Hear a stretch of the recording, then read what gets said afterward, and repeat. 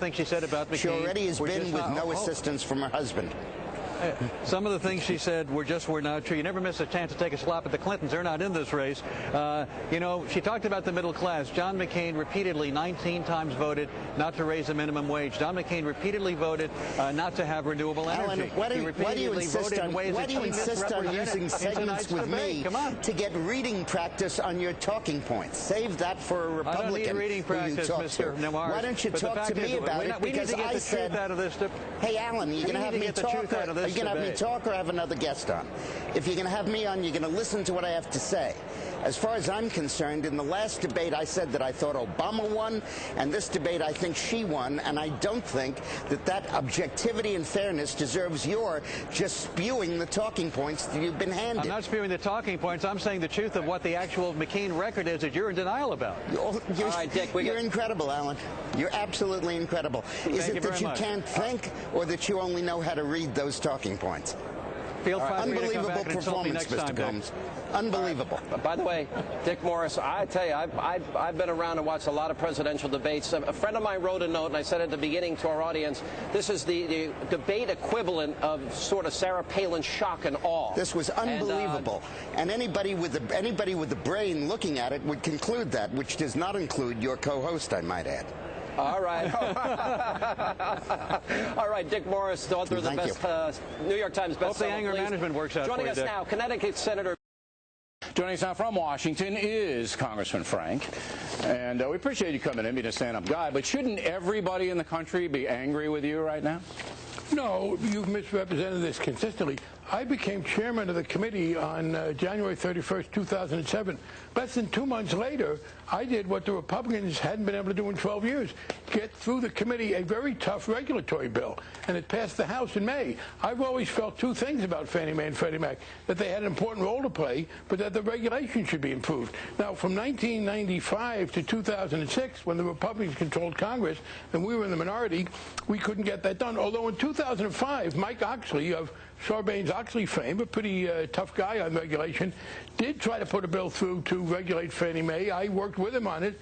As he told the Financial Times, he thought ideological rigidity in the Bush administration stopped that. But the basic point is that the first time I had any real authority over this was January of 2007, and within 2 months we had passed the bill. Okay. That regulated. And that's finally, true. All of that is and then true. Also, one other point, the Senate was dragging its feet, as often happens, and in January of 2008, I asked Secretary Paulson to put in the stimulus bill. So the earliest chance I got to put tough regulation to Fannie Mae and Freddie Mac, we did it. All right, that's swell, but you still went out in July and said everything was great, and off that, a lot of people bought stock and lost everything they had. Oh, no. And yes, I said it wasn't a good investment. Please don't give me any of that. We just heard the words. What are you? You didn't say that? You want me to play it again for you?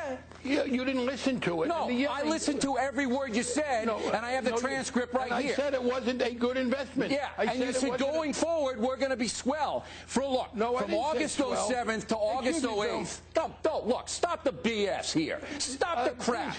From August 07 to August 08, under your tutelage, this industry declined 90%. 90%. Oh, none of this was your fault. Oh, no. People lost millions of dollars. It wasn't your fault. Come on, you coward. Say the truth. What do you mean, coward? You're a coward. You blame everybody else. You're a coward. Here's the problem with going on your show. You start ranting, and the only way to respond is almost to look as boorish as you. But here's the facts. I specifically said in the quote you just played that I didn't think it was a good investment. I wasn't telling anybody to buy stock. I said it wasn't a good investment. Secondly, I wasn't presiding idly over this. I was trying to get the regulations adopted. Look, we got them adopted in May. Bottom line is, you're there 2 years. Bottom line is, stock drops 90%. Yes, in any private industry, you're out. In any private concern, you're out on your butt.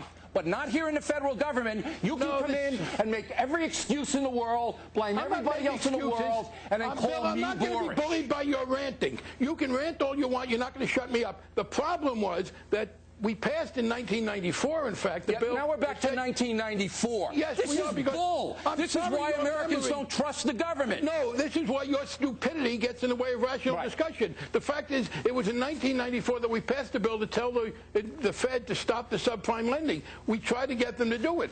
The first time we were in power again in 2007, we passed the bill to regulate Fannie Mae and Freddie Mac. So during the 2 years you tried to put a happy face on this in July. You tried to put a face, and now you won't take. Look, at least Cox is man enough. At least Cox is man enough to say he screwed up. Bill, you're not. This manliness stuff is very unbecoming from you. I don't see any of your Cox is man enough to say he screwed up. You're not.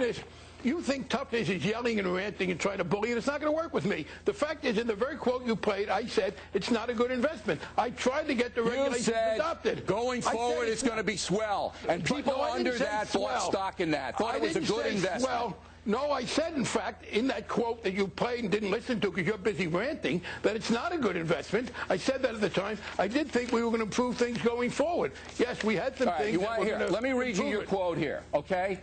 Okay, I do think the prospects going forward are very solid. You left out the part about not being a good investment. People bought stock when you said that. Bill, you're lying by your words. This is what you said. Not lying. I played it and I read it. What about the part where I said it wasn't a good investment? You said it's not the investment right now, but going forward, this is going to be solid. Right. And people you don't buy it right millions. now. I didn't say solid. I didn't say swell. You distort consistently, and you think ranting and raving. You don't want to talk about 1994 like no history is relevant. The fact is that you had a problem with an administration conservative. So to the point I know. Where it's all the conservatives. It's all the Republicans, and not you. None on you. That's a joke. You won't have a rational discussion. That's a joke. The joke was thinking I could have a rational discussion with you. The joke is both parties are at fault, as I stated, but one guy, Cox, says, yeah, I screwed up, and one guy, Frank, says it's everybody else's fault. No, I didn't say it was everybody else's fault. It's your fault. You are the most... You don't listen at all, or maybe you're listening and you're too dumb to understand. I am too dumb, The fact is that yes. No, you hit it. 2007, you're the brilliant guy. You're the brilliant guy who presided over the biggest financial collapse in federal history. No. So you're I'm the dumb guy. You're the brilliant guy. And the Congressman, fact is thanks very much. We got to run. Plenty more ahead as a factor moves along this evening. Reality Check is next.